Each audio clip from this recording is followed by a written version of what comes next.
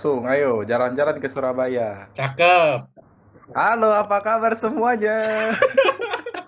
Wow. Cakep. Oke, kembali lagi guys di Teorio Cast ya bersama kami bertiga di sini ada gua, Philip dan Renaldi. Kita kedatangan salah satu narasumber gokil nih.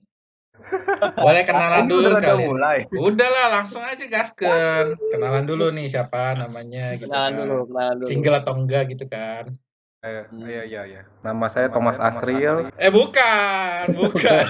Dengar. Aduh, ini podcastnya bisa 1 jam ini kok kayak gini. Iya, sorry. Iya. Boleh. Silakan. Iya, nama gue David Brandon. Udah itu aja sih. Status semua nggak ada perubahan dari dulu. Biar asik. Mau ngasih konteks sedikit, jadi ya kita ini sebenarnya udah kenal semuanya lah gitu ya. Jadi Bapak David ini biasanya kita panggilnya KodeV gitu. Nah, paling gue mulai dulu ya. Paling gue mau cerita sedikit lagi nih. Jadi KodeV ini itu seorang data science ya, atau data scientist. Bilangnya apa kok jabatan lu? Ya, data scientist lah. Insya Allah benar.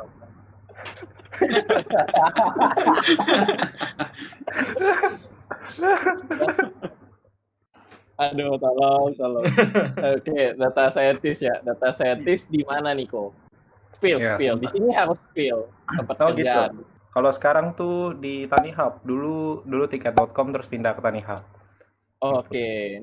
Nah, ini sih yang gue mau ceritain dulu. Jadi, KodeV ini sebelum jadi data scientist, dia itu sempat jadi backend juga nih. Kan lu dulu backend nih. Kenapa pindah data scientist? Waduh, mau jawaban yang paling bagus, jujur, atau yang mulus-mulus aja nih? Yang udah dirangkum aja jadi mulus-mulus aja deh. Oh iya. Iya. Jadi sebenarnya di backend itu sangat menantang, seru banget, ajib. Mulus bener. Terus karena tiba ada tawaran data scientist, wah nyoba hal baru nih. Ya udah deh, cuk nyoba. Sekalian ditawarin kan, gitu.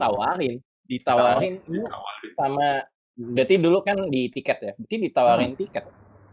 Iya betul, jadi dari VP datanya itu nawarin, mau nggak join sebagai data scientist gitu. Karena ada satu project yang tadinya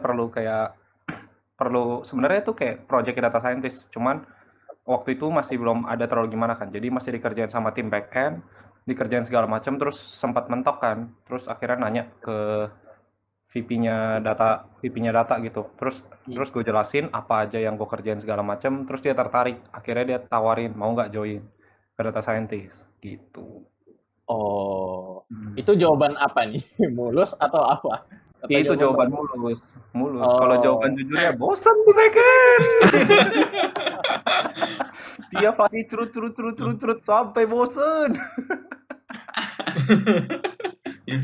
Lo berarti kok itu lu doang yang ditawarin ke data science gitu, atau ada juga tim lu yang lain yang back end juga ditawarin gitu? Oh enggak, kebetulan kemarin gue doang sih. Gue ditawarin karena kan kebetulan yang ngerjain bagian itu gue. Jadi kayak ya udah sekalian dia tawarin gitu. Oke, berarti kayak kenapa data scientist karena lu ditawarin. Kenapa lu mau? Karena lu bosen backend gitu ya? Iya betul, sebenarnya emang bosen backend. Tapi dari awal sebenarnya emang udah sempet lah pengen ke bidang AI juga. Cuman waktu di tiket kemarin tuh pas waktu daftar kan belum ada. Jadi masih backend dulu. Terus karena belum ada tim segala macam, makanya akhirnya kan sempat dikasih project yang ada berbau AI gitu kan. Karena kan tahu waktu interview tuh gue udah bilang kalau misalkan emang pengen gitu. Makanya dikasih. Terus pasti kasih udah ngerjain udah hampir jadilah, cuman akhirnya karena bingung ya udah tanya ke VP datanya gitu, terus dijelasin juga mereka tertarik, jadi ya udah deh. Oh, itu lu backend berapa lama berarti di tiket? Backend berapa lama ya? Backend itu ya lumayan lah ya, sebulan lebih lah. Sebulan doang. Enggak. 8 bulan sampai 10 bulan. Anjir, sebulan lumayan apa ya? Itu kayak probation belum lulus gak sih? Kayaknya sengaja deh probation. Ini anak tidak baik. Tendang. Pindahin. Mumpung masih di probation ya ditendang dulu ke data science. Katanya. Katanya, wah ini anak kayaknya mengganggu kehidupan kita nih, diusir. BTW, Iya katanya. BTW DS ini kan apa? Bikin kayak link list gitu kok, bukan? Ah gimana? kebanyakan dosen tolong dididik dong anaknya, tolong dong dididik. Oh, gue kira Tolong DS kan dididik. maksudnya data structure gitu kan. Jadi Ada. link list Oh, gitu. tapi ini sih yang gue penasaran lagi. Lu kan 8 bulan backend, terus lu pindah nih data scientist. Lu nggak sayang kah? Karena gue pernah kepikiran juga nih. Awal-awal tuh gue kayak, anjir, kerjaan gue select axis, crut gitu kan. Select, return, udah kayak gitu kan. Wah, anjir, kalau gue bosen, gue pindah ke Android lah. Gue mikir gitu kan. Nah, tapi setelah gue jalanin, ternyata Bosen jadinya kan? bukan bosen, tapi kayak sayang nih gue di backend udah dipercaya, udah apa, maksudnya udah apa ya, tau lah gue kerja kayak gimana gitu. Sudah dikenal gitu lah mungkin ya. Nah, kalau gue pindah, gue mulai dari nol lagi nih gitu. Iya betul. Iya, karena gue nggak ada background Android-nya sama sekali gitu, dan gue pikir kayak gak jadi deh gitu. Ngapain gue ulang dari awal lagi karirnya kayak gitu. Nah, lu apa yang ada di pikiran lu pas itu? Ada kepikiran kayak gitu nggak? Atau kayak gimana mungkin? Ada sih. Kalau menurut jawaban Pak Teguh adalah selagi masih muda ya kan, cobalah dulu lah. Maksudnya kan kita masih muda nih. Justru karena selagi karirnya masih belum terlalu banyak sih. Maksudnya kayak baru kan istilahnya baru 8 bulan, kurang lebih baru setahun gitu. Jadi kalau misalnya kita mau riset itu masih oke gitu. Kalau misalnya kayak sekarang nih udah berjalan 2 tahun, udah 2 tahun lebih gitu, terus habis itu mau riset. Nah, itu sayang banget karena kan kayak secara dari CV juga nanti kalau misalnya daftar ke perusahaan-perusahaan lain mereka juga pasti akan nanya, "Oh, ini background-nya kamu lebih banyak di engineering nih. Kenapa kamu mau pindah gitu? Kenapa nggak mau stay aja di engineering? Karena kan background-nya udah banyak gitu kan." Hmm. Oh, Karena masih awal-awal sih, masih awal-awal. Jadi ya kalau mau riset lebih baik riset gitu daripada satu sih sebenarnya banyak constraint kan. Sebenarnya satu dari pengalamannya, ya kan. Yang kedua adalah perusahaan itu kan ngelihat nih, oh anak ini masih baru-baru ini nih, ilmu belum ada ya kan, pengetahuan belum ada ya kan, muka masih culun-culun tapi gaji udah tinggi ya kan kurang ajar gitu kan. Kalau misalkan gaji udah tinggi, misalkan udah kerja 10 tahun, gaji tinggi, UMR lebih dong, ya kan? oke. Tinggi tuh, ya kan? Nah itu. Nah kalau misalkan kayak gitu, nanti waktu kita pindah, itu mereka juga pasti nanya kayak, maksudnya dipertimbangkan gitu, ilmunya belum ada nih, tapi salary-nya udah segini gitu, kayaknya susah gitu. Makanya justru Iya, karena lagi masih awal-awal, pengalaman juga masih belum terlalu baik-baik banget, salary juga masih bisa diatur sama mereka, ya udah saat itulah kesempatan yang pas gitu untuk pindah gitu. Apalagi kan kemarin juga masih di kantor yang sama. Jadi kayak ya udah masih lebih muda gitu daripada pindah. Kalau pindah kantor kan pertimbangan makin banyak gitu. Nah, kebetulan masih di kantor yang sama, ya gas iya aja. sih. Masih satu kantor, dan ini lu apa ya, 8 bulan juga gitu ya, belum lama-lama banget ya. Betul betul. Iya, benar juga sih. Tapi lu nggak khawatir gitu kok, kayak gimana ya, kan lu biasanya back end tuh, lu kayak nggak ada basic DS gitu, terus lu main ditawarin gitu, terus lu iyain, lu nggak khawatir apa kayak Iya, nanti benar gue juga. bisa nggak ya gitu di DS gitu, jangan-jangan malah tiba-tiba lebih enak back end gitu atau gimana? Iya. Good question sih sebenarnya. Nah, itu sebenarnya pertimbangan gue cukup besar sih di situ kayak karena udah mikir kayak oh ya udah deh kayaknya kepengen nih untuk bikin pet baru kan karena udah cukup bosan juga di backend gitu jadi kayak pengen nyobain pet baru dan itu sempat terjadi kayak baru jalan beberapa bulan terus merasa kayaknya enakan backend deh udah biasa nih sama kerjaannya gini-gini kayak udah ngerti lah workflow-nya kayak gimana terus apa yang harus dikerjain segala macam udah ngerti tapi dengan kondisi di DS kemarin ya udah deh mau nggak mau di bulan-bulan awal di push lah apa aja yang harus dipelajarin segala macam benar-benar nge-push banget semuanya dan belakangan udah jalan beberapa bulan satu project udah mulai selesai dan lain-lainnya nah itu benar-benar berasa sih kayak oke, ini udah kayaknya path yang bagus nih udah oke nih pekerjaannya udah lebih menarik segala macam gitu awalnya sih ada Karena pikiran yang kayak Philip tadi bilang Karena mungkin lu udah biasa juga gitu ya. Kalau awal tadi kan belum gitu kali ya. Betul-betul. Karena udah mulai biasa, terus udah mulai ngerti lah workflow-nya sebenarnya kerjaannya kayak gimana sih. Terus apa aja yang harus dipikirin sama itu. Soalnya banyak banget hal-hal yang belum pernah jujur belum pernah gue pelajarin gitu kayak secara bisnis gue harus tahu banget. Terus habis itu nih, secara statistika juga gue harus tahu banget gitu. Kayak ini tuh sebenarnya ngambil dari mana, distribusi distribusi datanya kayak gimana segala macam, hal-hal apa aja yang harus dilihat kayak gitu. Nah itu yang bener-bener berasa banget sih kayak itu yang membuat jadi nggak bosen gitu karena kayak belajar banyak hal-hal baru gitu kan. Hmm. Selalu ada tantangan gitu kali ya. Yang Betul betul betul. yang bikin seru gitu kali ya. Betul betul sekali. Kalau nggak ada tantangan kan nggak seru sama sekali. Kayak deketin cewek lah, kalau nggak ada tantangan nggak seru sama sekali kan. Anjay. Anjay. Makanya nggak dapet. Aduh, jangan curhat Berpengalaman dong. sekali ya. Oh iya dong. Aduh, malah curhat ya. Cari yang Aduh. tantangan tidak dapat. Aduh. Tapi, nah ini menarik sih. Jadi kan tadi lu bilang ada workflow-nya berbeda tuh, backend sama DS. Buat kita nih yang para backend atau yang buat para awam gitu, sebenarnya job desk-nya si data scientist tuh ngapain aja sih sehari-hari gitu, workflow-nya ngapain? Nah sebenarnya harusnya di tiap company pasti beda-beda sih. Cuman karena di data scientist yang di bagian gua ini, which mean orangnya masih dikit banget gitu. Jadi kayak kemarin aja juga waktu join pasti tiga tuh data scientistnya masih dikit. Terus sekarang pindah lebih-lebih, cuman berdua doang kan. Nah, jadi tuh kalau misalkan di DS itu sebenarnya hampir apa ya? Soalnya kan di sini kalau misalkan di backend mungkin kayak gathering requirement segala macam udah di gather kan kayak oh kita mau requirementnya kayak gini. Terus prosedurnya udah cukup jelas lah. Sisanya tinggal teknisnya kita mau dibikin kayak gimana, secara gambarannya udah ada gitu. Nah, tapi kalau misalkan di DS itu kayak oh kita ada project ini nih. Nah, setiap project itu kita harus gather information dulu kan. Information datanya itu kayak gimana.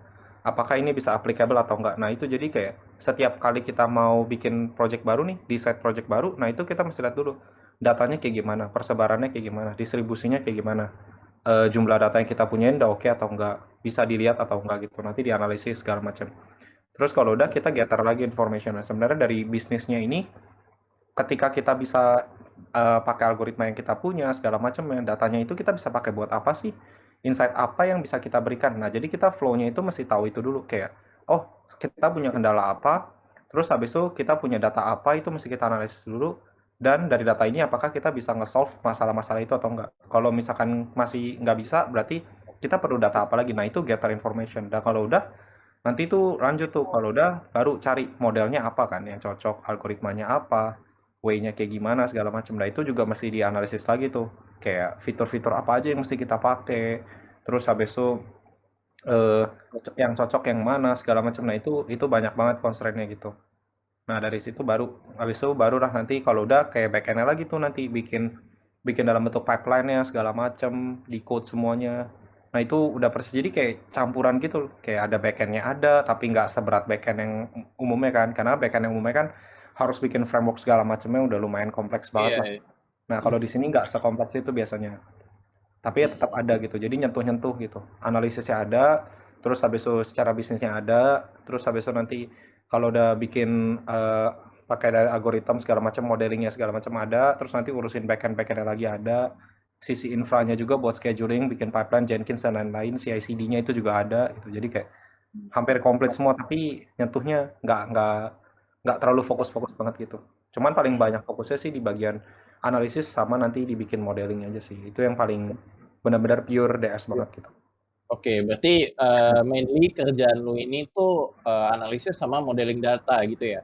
Iya, analisis, modeling data, terus baru bikin, ya terakhirnya sisa bikin pipeline segala macam buat scheduling sesuai buat hasilnya aja, hasilnya sesuai atau enggak. Bahkan mungkin bisa jadi bikin webnya buat, kalau emang hasilnya bisa di-show dalam bentuk web, ya bikin webnya.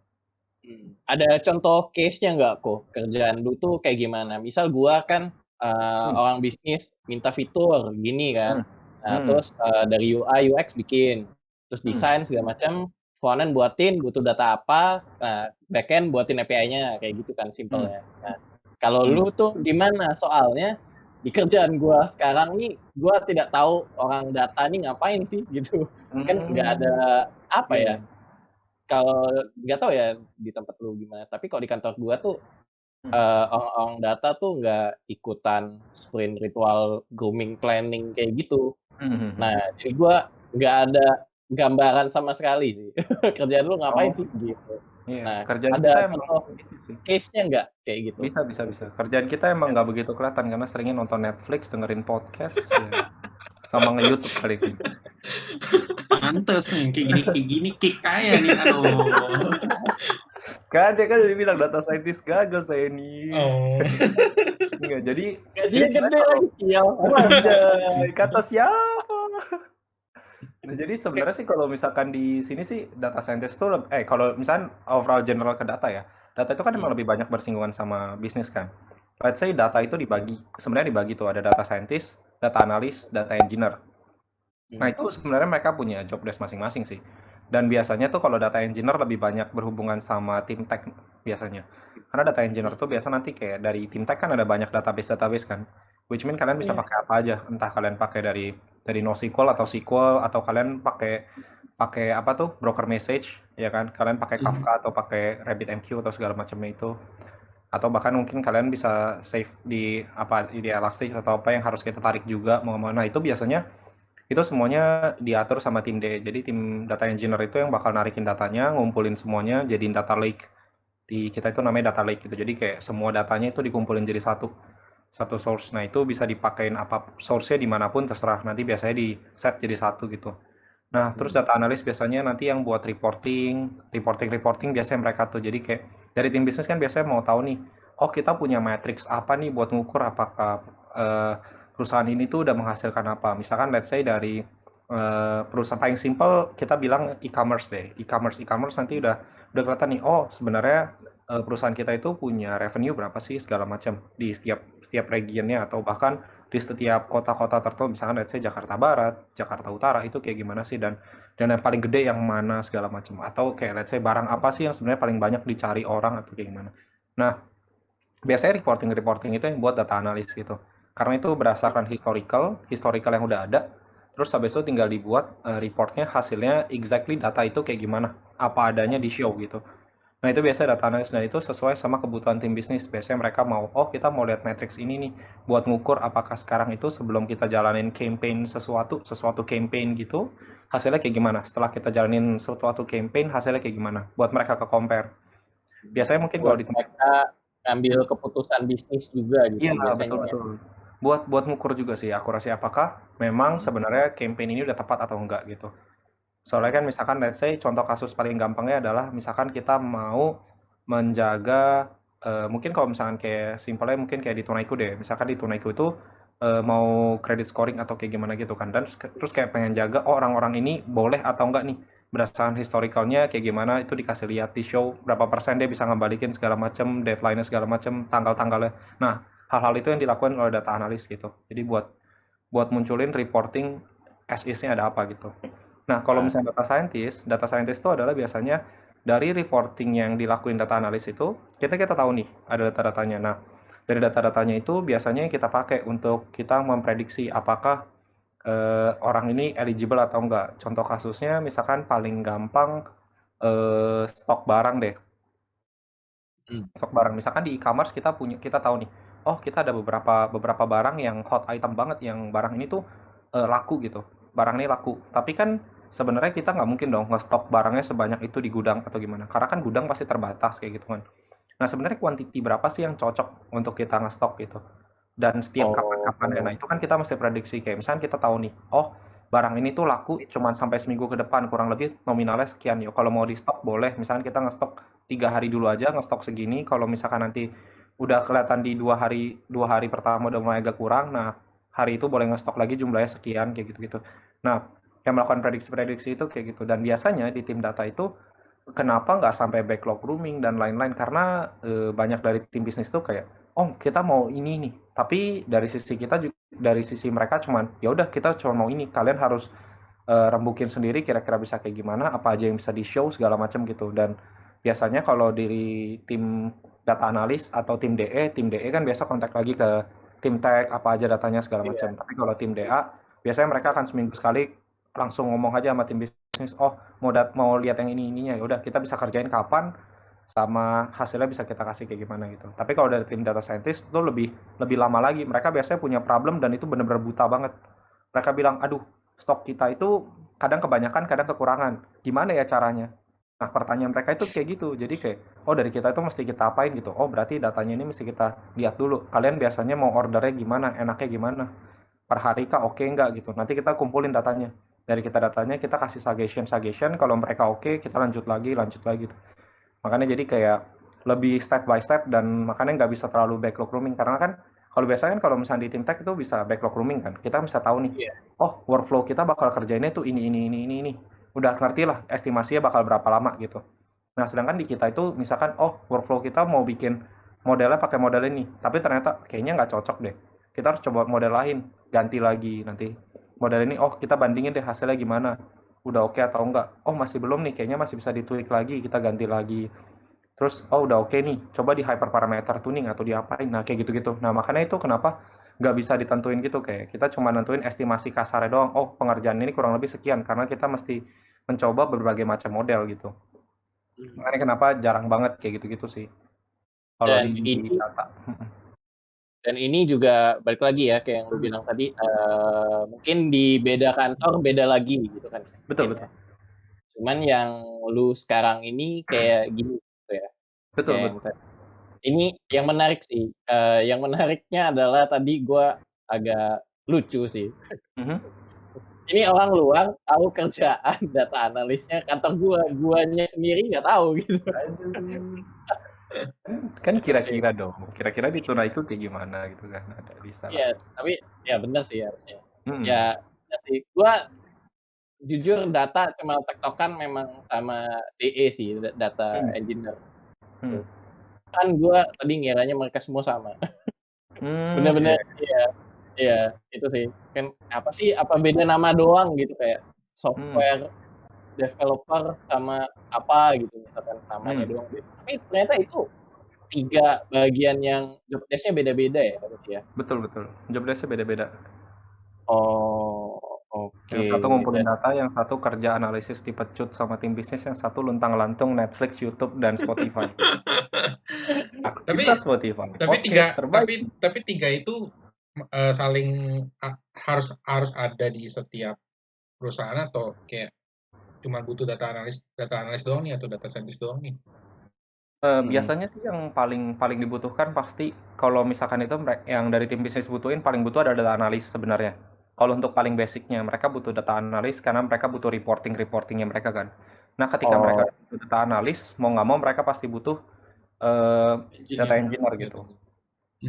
Kalau misalnya data scientist sebenarnya dibilang butuh banget belum tentu. Jadi kayak tergantung perusahaannya. Kalau emang perusahaannya masih skala projectnya adalah project-project perusahaan kecil yang nggak terlalu gimana-gimana banget dan pengembangannya udah jelas lah kurang lebih mau arahnya kemana-kemana doang. Yang udah statik itu, nah itu kayaknya nggak perlu sampai data scientist juga sih kayak gitu.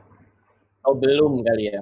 Belum perlu. Belum. Tapi kalau misalkan emang mau gaining sesuatu, mau dapetin informasi tertentu, insight tertentu yang kurang lebih ada hal-hal yang nggak bisa di cover, yang ada hal-hal yang kayak apa ya, membutuhkan sesuatu pengetahuan tertentu, tapi nggak bisa kayak misalnya prediksi itu kan hal-hal yang nggak bisa kita itu, nah hal-hal yang kayak gitu, nah itu baru butuh perusahaan-perusahaan kayak gitu biasanya baru butuh nanti data scientist kayak gimana. Biasanya mereka pakai untuk planningnya mereka sih, misalkan kita mau punya planning dapetin sesuatu atau kita mau mempertahankan beberapa hal gitu, kayak kita mau fokusinnya di mana segala macam, nah itu perlu biasanya data scientist.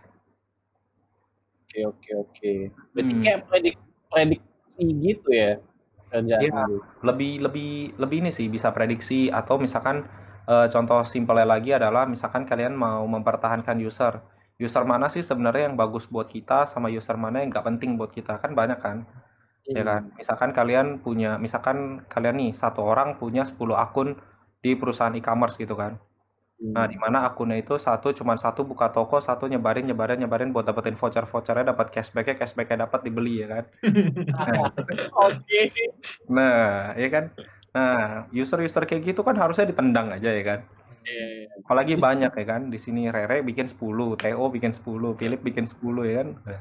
Itu udah banyak banget tuh ya kan. Nah, harusnya kan kalian tuh Oh, ditendang-tendangin nah kayak gitu. Jadi kan daripada kita memberikan semuanya ke semua orang yang ada, kan let's say bisa dong. Cara paling simpel adalah kita berpikir bahwa oh untuk mempertahankan adalah kita kasih promo ke orang-orang yang jarang beli gitu kan. Ke orang-orang yang jarang beli itu bisa kita kasih promo. Terus setelah kita kasih promo, ya udah. Nanti kalau kita udah kasih promonya bisa tuh orang-orang ini akan tetap beli di kita kayak gitu. cuman Nah, jangan sampai second account atau fake account gitu juga dapat gitu ya.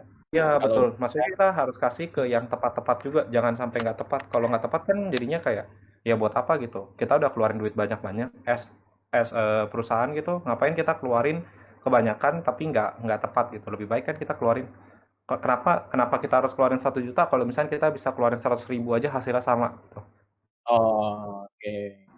Dan itu jadi tugasnya data scientist lagi ya buat milah-milahnya gitu ya. Iya, betul. Biasanya kita buat bantu-bantuin juga kayak, oh user ini nih yang sebenarnya oke nih atau user ini fraud nih, kick aja, ban atau gimana ya kan. Kita ban Oh, aja nggak boleh nih kalau dia masukin aplikasi ini langsung kasih pantun ya kan. Jaka sembung bawa golok, jangan masuk-masuk sini gol gitu kan. Nah, itu bisa tuh. Biar dia sadar diri gitu kan. Itu boleh. Hmm. aduh. Oke. Nah, Hmm. gua ada penasaran lagi sih. Hmm. Kan lu udah pernah backend sama data scientist nih. Hmm. Betul. Gimana ya? Gajinya gedean siapa? Waduh. Mau jujur-jujuran nih. Jujur, di sini harus jujur. Oh iya, di sini harus jujur ya. Nah, Berarti sebenarnya kalau misalnya dibilang gaji gedean mana sih sebenarnya sama aja ya. Sebenarnya sama aja karena dari sisi apa ya? Dari sisi hitungannya kalau dari sisi levelnya itu sama persis. Jadi kayak di oh, di back end misalkan junior, di data scientist juga ada junior. Nah, itu sebenarnya sama. Mau di oh, salary-nya segala macam itu sebenarnya sama sih. Cuma biasanya banyak banyak banyak rumor yang beredar bahwa bilang data scientist lebih gede segala macam gitu-gitu kan. iya, gua Iya juga kan? tahu juga sih. Harusnya begitu dong. Iya, Ternyata saya tidak pernah mendapatkannya. Saya masih sama-sama saja. Berarti sama aja ya. Sama Dan aja, sama aja. levelnya juga sama aja. Ada junior, senior gitu-gitu. Ya Oh, sama, ada junior, middle, senior. Terus Hmm. benar-benar sama persis lah, nanti ada lead-nya, terus nanti ada bisa jadi principal juga kalau misalkan mau ke jalur technical, principal juga sama persis semuanya. Oke. Mm-mm.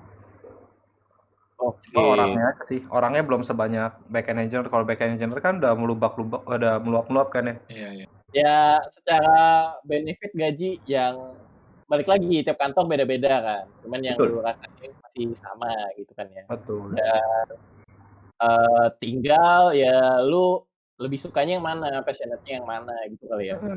Betul. Oke. Sama kemarin sempat lihat juga sih, kalau misalkan sekarang itu kan, kalau misalkan sekarang backend itu udah banyak banget kan. Nah, jadi secara peluang itu sebenarnya kalau misalnya di data scientist tuh masih kayak ya, let's say bisa dibilang cari orangnya juga masih susah kayak gitu. Karena memang belum banyak orang-orang yang dibilang udah bisa masuk ke data scientist atau gimana gitu. Kayak kan di sini juga masih banyaknya carinya yang udah berpengalaman, padahal data scientist aja masih baru-baru ini tapi udah cari yang pengalaman. Gimana cara Benar. gitu kan? Iya. Berarti kok kalau dari omongan lu itu berarti peluangnya di data science itu juga cukup besar dong ya. Soalnya tadi lu bilang orangnya butuh tapi apa ya, kayak orangnya itu nggak ada gitu, tapi lu butuh orang. Betul. Makanya kayak sekarang itu sebenarnya kayak dari perusahaan gua aja ini kan baru berdua nih, ya kan? Baru berdua. Tapi sebenarnya kita tuh butuh banget. Kita masih cari-cari terus kayak dari kemarin tuh nyari. Ini udah kurang lebih dari gua itu kan orang kedua yang join. Sampai sekarang itu belum nambah-nambah. Padahal udah nyari terus. Tapi emang mau dapetin orangnya itu susah. Karena kalau misalnya kayak backend tuh kan rame kan. Sekali buka apply job ya kan, CV masuk banyak ya kan. Kayak tempat bungkus kacang tuh rame tuh, CV-nya berjejer semua. Nah, kalau di DS tuh baru masukin nggak ada isinya, kosong banget. Kayak jalan tol lagi lebaran. Kosong aja.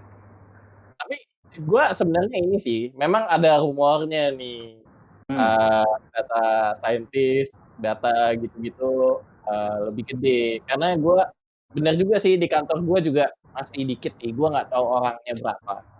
Cuman memang masih dikit, cuman waduh gimana nih biar nambah orang lagi, bayarnya gede kali biar dia mau join. Nah, gue mikir gitu, mungkin kayaknya bisa lebih gede ya gitu. Tapi sama aja ya. Sama aja sih, sebenarnya sama aja. Cuman ada beberapa yang, ya beberapa perusahaan berani kasih gede untuk orang-orang yang petinggi-petinggi gitu. Karena kan istilahnya kalau misalnya kita udah dapetin orang yang tinggi-tinggi gitu, ya berarti ini tuh jadi pionir utama gitu. Makanya dia berani bayar gede gitu. Makanya kalau misalnya data scientist tuh sekarang banyak, kalau misalnya kalian tahu banyak banget kayak misalkan dosen atau apapun yang masuk sebagai data scientist, karena kan memang data scientist tuh banyak banget teori-teori gitu kan. Dan ketika memang dosen masuk berarti kan teorinya udah banyak nih, secara kemampuan itu mungkin tinggal bisnisnya doang yang harus diasah atau gimana. Tapi secara teori itu bisa, jadi secara praktikalnya harusnya bisa lah dibantu segala macam gitu. Nah, itu lumayan banyak juga jadinya gitu. Karena kan at least kalau misalnya kayak gitu kita bisa dapetin senior data scientist atau gimana. Walaupun dia belum punya pengalaman secara bisnis, tapi kita bisa dapetin sebagai senior data scientist karena kita tahu lah dia punya technicalnya ada gitu, teorinya ada gitu. At least lu nggak ajarin dia dari nol gitu ya. Dia Iya, teorinya, teori apa kok? Teori AI gitu. iya betul. Kayak misalnya nanti kalian bakal, misalkan banyak tuh, kalau misalnya interview aja biasa ditanya-tanya.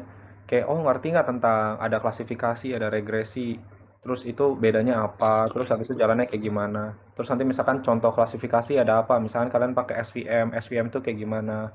Atau misalkan kalian pakai algoritma random forest kayak atau apa yang regresi kan, kalian pakai random forest atau apa. Nah, itu jalannya kayak gimana, decision tree itu jalannya kayak gimana. Nah, hal-hal kayak gitu tuh banyak banget yang ditanya karena teori-teorinya. Walaupun waktu pada kenyataannya itu semua sudah ada library-nya, tinggal pakai, Iya benar tidak sih. perlu lagi. Tapi kan Apa ditanya gitu. kalau biasanya tentang AI gitu kan emang Hmm, semua library udah jadi gitu kan. Cuma betul. kayak kita mau pakai yang mana itu bingung nggak sih karena kalau kita nggak tahu apa di belakangnya kita nggak tahu mesti pakai yang mana gitu kan. Jadi secara nggak langsung lu mesti tahu Hmm, juga nggak sih belakangnya itu betul ngapain betul. gitu. Betul. Makanya kadang beberapa konsep-konsep itu sebenarnya yang dipakai tuh hal kayak gitu. Kayak misalkan kita tahu nih, misalkan kita tahu nih, pakai decision tree bagus. Berarti kalau misalkan kayak gitu pakai decision tree bagus, berarti kalian bisa coba pakai random forest harusnya jauh lebih bagus.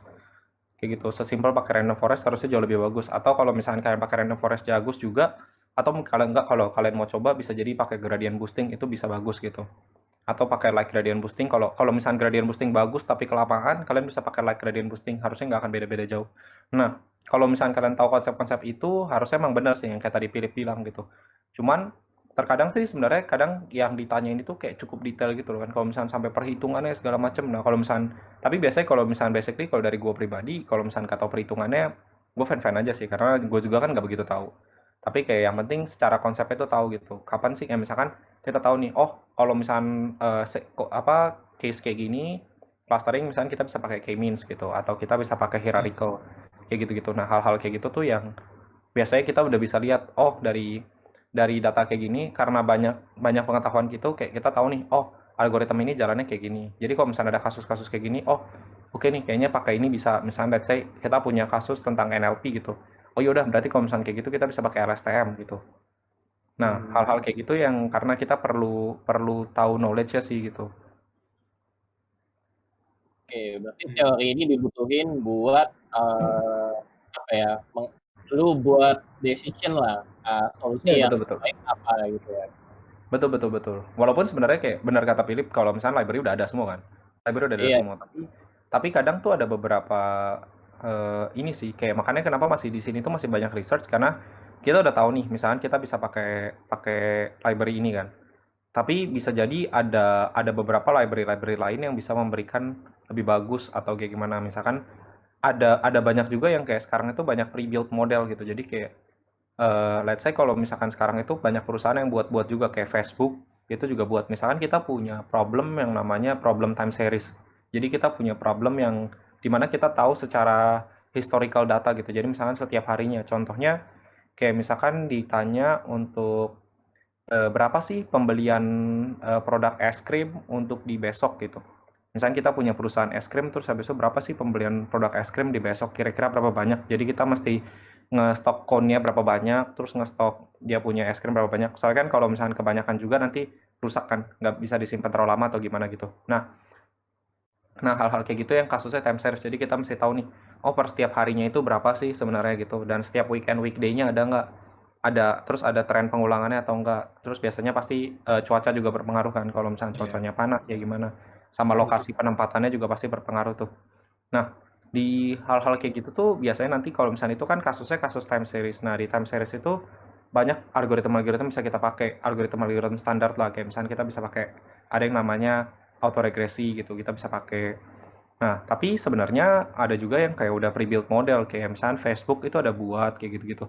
Nah, itu juga ada beberapa. Nah, kalau misalnya kita semakin banyak kita tahu library-library tertentu juga, itu juga sebenarnya sesuatu hal yang kita butuhin sih gitu. Karena kayak ada beberapa, karena setiap kasus tuh kan beda-beda. Nanti kayak kasus ini mungkin applicable nih untuk kita pakai algoritma ini. Gitu. Tapi di kasus yang kurang lebih mirip, ternyata bisa jadi nggak applicable gitu. Kayak gitu sih. Berarti knowledge library gitu ya, bisa buat compare juga nih apa solusi yang cocok gitu ya. Iya betul, betul. Sama kan terus berkembang terus kan. Jadi kayak udah banyak developer yang buat library baru gitu. Nah, library baru yang mereka buat itu juga hal-hal yang harus kita research juga gitu. Dan kita juga harus tahu sebenarnya jalannya gimana sih. Kenapa ini bisa menghasilkan yang lebih bagus gitu. Nah, itu kita mesti tahu juga. Kalau misalnya kita paham konsepnya, biasanya kita bisa tahu, oh sebenarnya ini dia ada update di mananya sih, yang dia benerin tuh di mana gitu. Walaupun sebenarnya algoritma dasar yang dia pakai sama kan. Let's say sesama, dia sama-sama pakai ANN, tapi ada yang dia rubah gitu. Nah, dia rubahnya di mana segala macam. Nah, kalau misalnya kita benar-benar buta tentang apa itu ANN dan kita cuma pakai library-nya, nah itu biasa mereka kalau misalnya kita tanya juga mereka juga bingung. Ya, kemarin ini cocok gitu. Dan itu banyak banget. Dan itu banyak banget. Waktu kita interview juga kita bisa tanya, oh kenapa pakai ini? Oh ya kemarin tuh kita cuma ikutin dokumentasi cara pakainya kayak gini. Atau kita ngambil dari GitHub pakainya kayak gini, udah kayak gitu.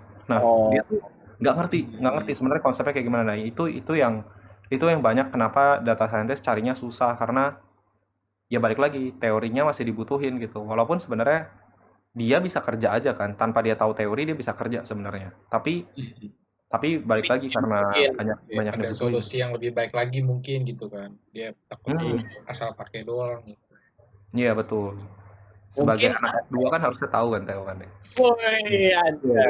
Ya tahu lah. Soalnya kan kayak kalau di S2 gua juga bikinnya kayak gitu-gitu juga sih, kayak prediksi, klasifikasi kayak gitu-gitu sih.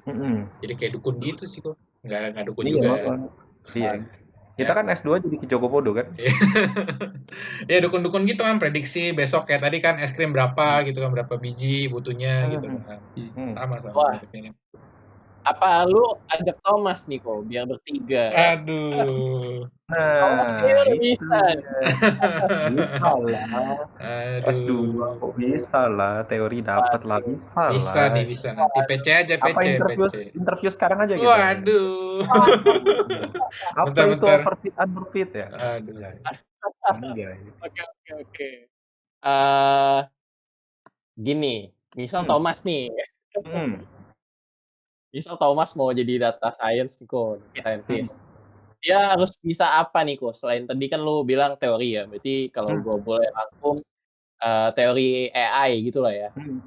Betul. Harus bisa, apalagi sih kalau gue misal backend, orang nanya gue harus bisa apa nih gue biar bisa backend tunaiku. Gue akan jawab Golang, Postgre, Elastic dan lain-lain kayak gitu kan. Nah, kalau data scientist ditanya kayak gitu, harus apa nih menurut lo? Harus bisa apa? Skill apa? Nah, yang pasti itu ada kalau secara teknikal ya. Secara teknikal itu adalah yang dibutuhin itu satu adalah ngerti teori tadi. Yang kedua itu harus ngerti statistikal juga. Beberapa hal statistikal, karena ada beberapa kasus yang mungkin bisa di-solve dengan statistikal aja, nggak perlu sampai AI yang terlalu ribet atau gimana, itu udah cukup gitu kan. Nah, terus habis itu yang pasti kalau misalnya dari sisi language, kita biasa mayoritas pakai Python sih. Pakai Python. Kalau mungkin R, ada beberapa yang pakai R gitu, tapi kurang common lah. Lebih banyak pakai Python gitu. Lebih banyak yang pakai Python. Terus habis itu kalau misalkan yang secara general lagi, kalau secara teknikal kurang lebih itu sih. Yang penting Python-nya bisa, terus habis itu logic harus paham logic-logic juga sih karena eh, banyak juga kayak beberapa kasus-kasus yang harus nge-solve logic-logicnya juga kan karena kan waktu kita ngerjain juga ada data cleansingnya juga kayak misalnya datanya kurang rapi di mana segala macam. Nah itu bisa kita rubah-rubah kayak misalkan secara ada misalnya let's say kayak gini transaksi. Nah transaksi itu kan luas banget kan ya. Nah itu bisa jadi kayak setiap orang itu ada misalkan kayak Rere yang duitnya banyak belinya sering gitu kan, ya kan. Nah kalau misalkan kayak gue belinya ya Indomie jarang-jarang gitu kan. Oh nggak boleh sebut merek ya, mie instan jarang-jarang.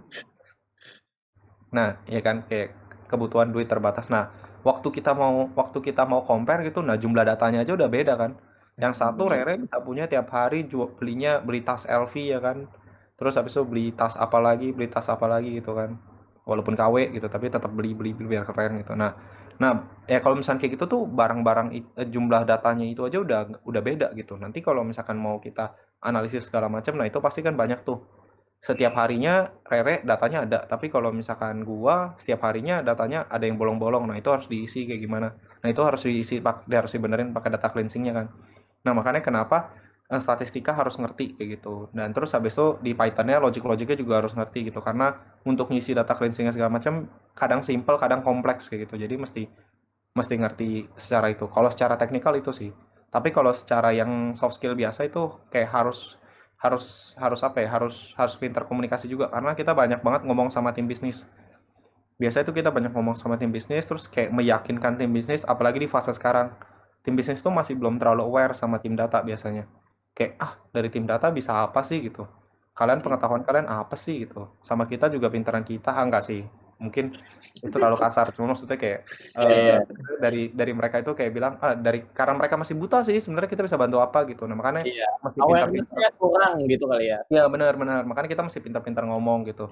Kalau misalnya teknikal kan mereka kayak udah lihat kalau misalnya dari tim tech gitu backend, oh mereka udah tahu nih ada outputnya udah jelas, oh mau bikin website kayak gini segala macam, mereka udah ada bayangan, ya udah yang bisa kerjain mereka gitu. Dari tim kita nggak bisa ngapa-ngapain gitu kan. Nah tapi kan kalau misalkan dari tim data mereka bisa ngelakuin gitu, tapi step yang mereka lakukan mungkin mereka bikin manual segala macam, mereka jalanin, mereka lihat-lihat segala macam, mereka gambarin chartnya apa-apa manual gitu kan.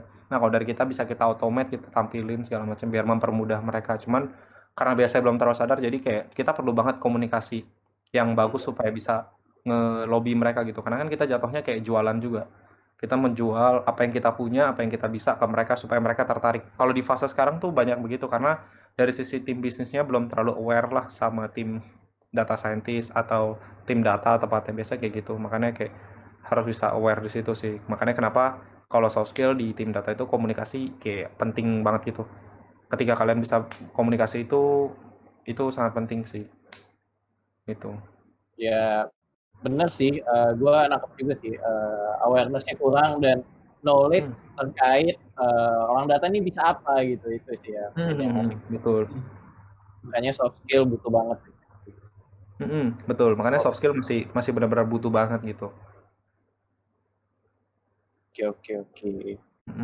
Tertarik nggak Teo masuk? Tanihub sih bukan. Waduh. Lowongan. Bisa. Waduh, boleh. Nanti tinggal Iya. atau ini Mungkin- podcast kan rame kan, langsung ku kasih email ya kan, nih yang mau daftar ke sini tek ya kan. Mantep tuh kasih CV data scientist Tanihub bilang itu. Oke, Boleh, bisa. Boy, kalau boleh nih mungkin. Email lu apa? Buset. Bisa. David.brandon@tanihub.com. Mantap tuh langsung masuk. Boy, nanti ada editannya. Iya, nanti di bawah ini di kolom description bawah ada.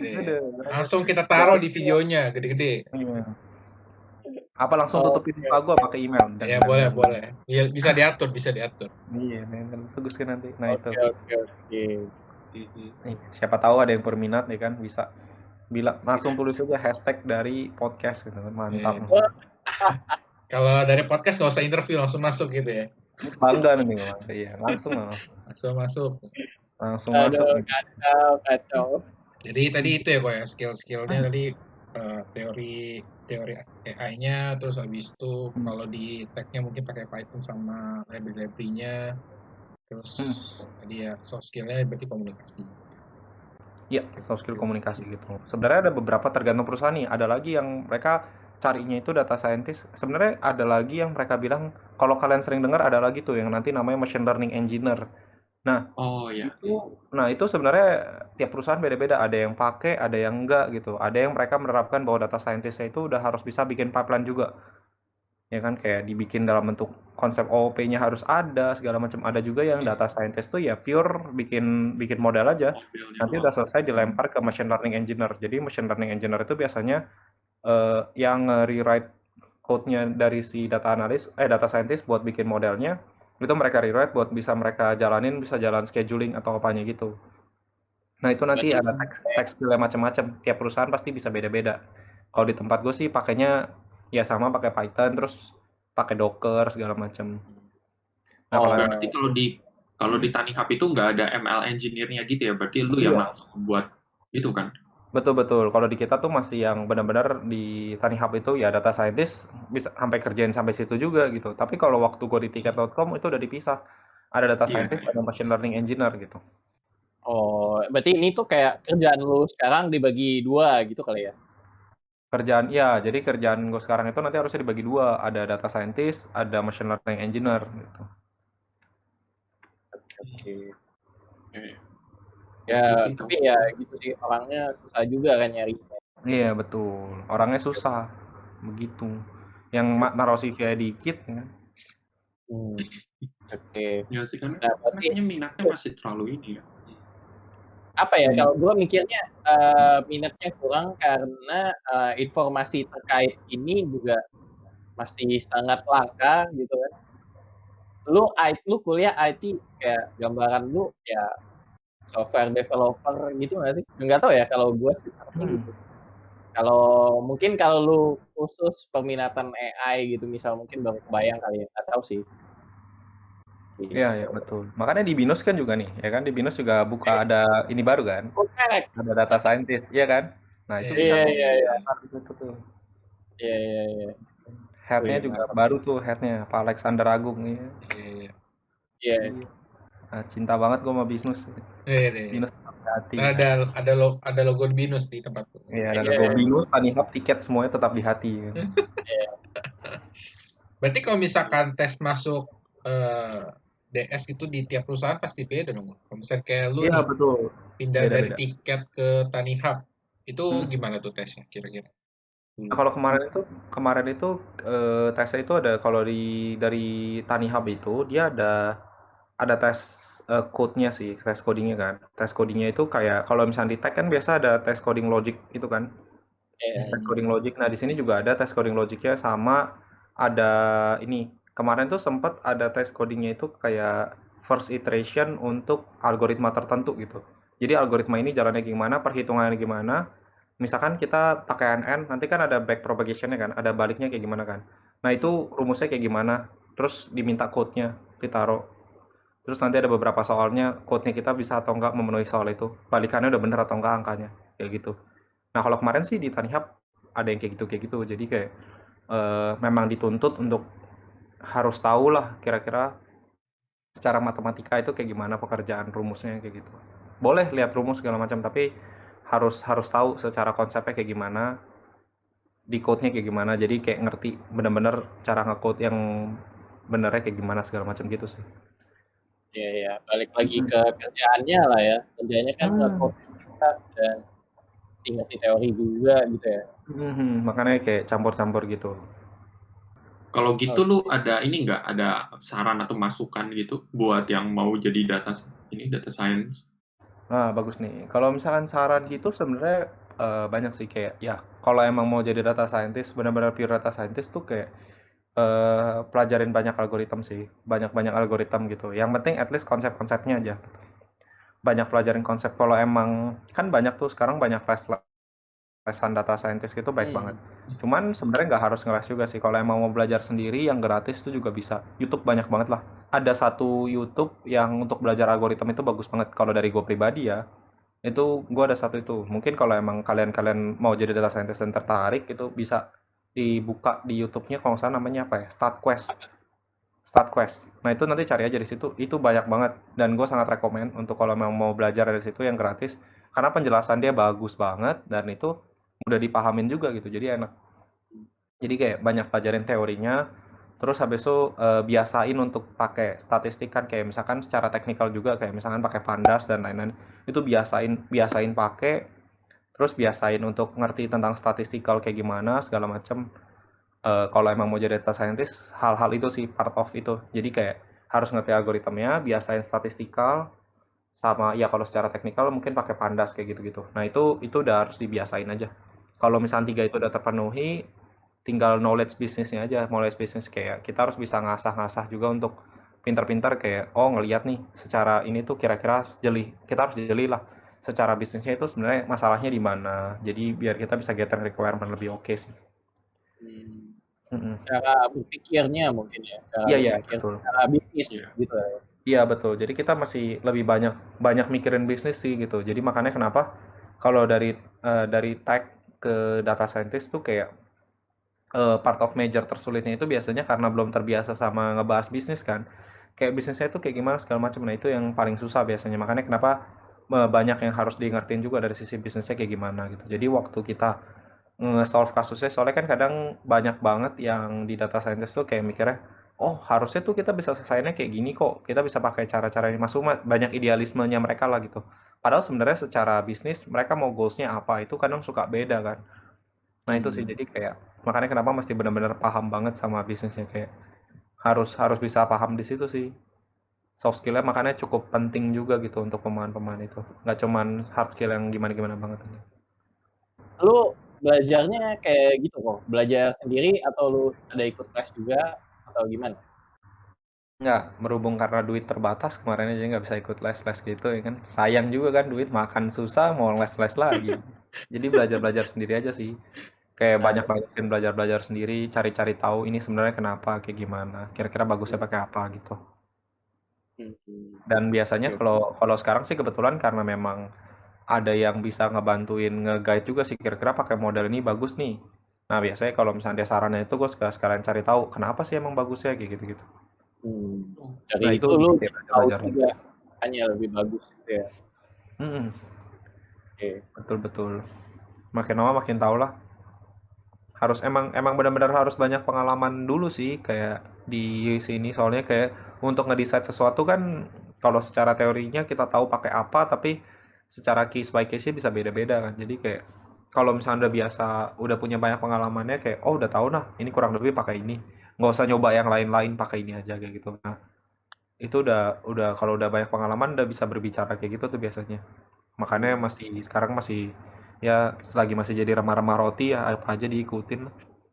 Diminta apa cobain ini ya ikut aja lah, cobain ini ikut aja lah. Kayaknya mungkin udah cukup untuk podcast kali ini karena sudah panjang ya bersama Bapak David Brandon. Jadi kita akhirin saja podcast untuk kali ini. Thank you yang udah nonton. Jangan lupa like, comment, subscribe. Lalu podcast kita juga bakal keluar juga di Spotify. Jangan lupa untuk follow David Brandon untuk tanya-tanya lagi. Mungkin bisa kirim CV juga ya ke email Bisa. untuk job data scientist. Oke. Iya, Sekian dari kami Toyo Coding ya. Dan gua mau nambahin lagi mungkin kalau ada data scientist lain gitu kan bisa cerita juga komen atau apa atau ada request video apa lagi gitu, mau kita undang siapa gitu misalnya bisa komen atau DM aja. Oke, mau gue tutup pakai pantun kan nih? Boleh. Silakan. Tapi sebut merek boleh kan? Boleh, nggak apa-apa. Gila. Keliling Jakarta pakai Honda Brio ya kan. Cakep. Jangan lupa subscribe Torio. Mantap. Di bawah ya guys, di bawah. Oke, thank you. Thank you semuanya.